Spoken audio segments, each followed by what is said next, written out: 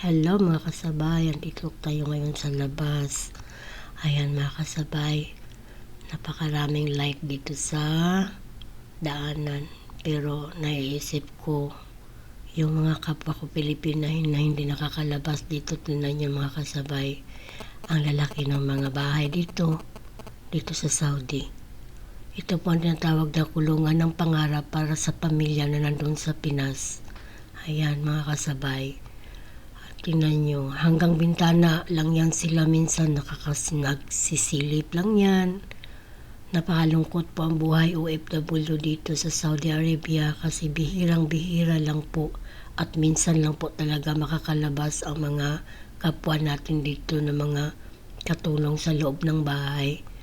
Ayan mga kasabay, kaya kung minsan masasabi ko sana po kung may mga pamilya kayo na nandito ngayon katulad kong OFW, kumustahin niyo po lagi, kausapin niyo po lagi.